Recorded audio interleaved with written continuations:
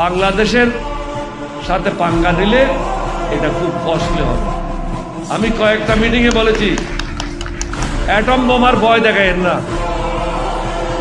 নিউক্লিয়ারের ভয় দেখায়েন না। আমাদের অনেক বন্ধু রাষ্ট্র আছে যাদের কাছে নিউক্লিয়ার বোম আছে এবং তারা দিতে রাজি আছে। সুতরাং আপনি ব্যবহার করবেন, আমরা এখানে কলা চড়বো, এটা হবে। এখান থেকেও নিউক্লিয়ার বোম লঞ্চ করা হবে। Tit for tat. বন্ধুত্ব চান বন্ধুত্ব, শত্রুতা চান শত্রুতা। মোদী সাহেবকে বলবো আপনারা বয়স হয়েছে, আল্লাহকে ভয় করেন, নববধূর ফাঁদে পড়েন না, বাংলাদেশের বিরুদ্ধে অবস্থান গ্রহণ করেন না। আপনাদের অনেকগুলি দেশের অর্থনীতি নির্ভর করে বাংলাদেশের উপরে। তবে আপনার জন্য ভালো হবে এই বুড়িকে বাদ দিয়ে বাংলাদেশের জনগণের সাথে বন্ধুত্ব। বাংলাদেশের জনগণ, আমরা মুসলমান, আমরা কৃতজ্ঞ জাতি, আমরা অকৃতজ্ঞ জাতি না। যে যখন আমাদেরকে যা উপকার করেছে আমরা তাদের সেই উপকারের কথা স্মরণ করি, না হলে এটা মুসলমান থাকবে না। আমাদের ধর্ম আমাদেরকে শিক্ষা দেয় যে উপকার করা, এটা আমাদেরকে আমাদের ধর্ম শিক্ষা দেয়। আমরা আপনাদের বিরুদ্ধে না, আপনাদের 7 সিস্টারও চাই না, আর এখানে চিকেন নেকও আমরা চাই না। আমরা চাই আমাদের দেশটাকে নিয়ে শান্তি থাকবে। আপনি আমাদের দেশটাকে নিয়ে হস্তক্ষেপ করবেন না। আপনার কিছু ছাগল প্রত্যেক দিন ইউটিউব ব্যবহার করে বাংলাদেশের বিরুদ্ধে কুৎসা রটনা করছে, তাদেরকে বন্ধ করেন।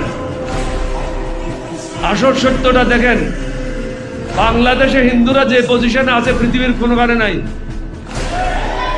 কত পার্সেন্ট হিন্দু চাকরি করছে, কত পার্সেন্ট হিন্দু চাকরি করছে সেটা দেখেন। ভারতে 1 বা 1.5% মুসলমান চাকরি করে, 30 কোটি মুসলমান আছে, 1/4 মুসলমান। তাহলে 1/4 চাকরি হওয়ার কথা, 25% চাকরি হওয়ার কথা, কিন্তু সেটা তো নাই।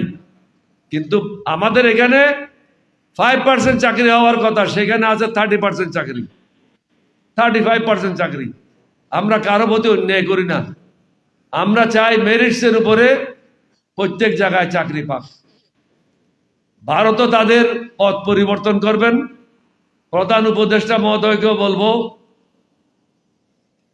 চুপুর উপরে ভরসা করলে বিপদে পড়বে। এটা হলো হাসিনার ছায়া।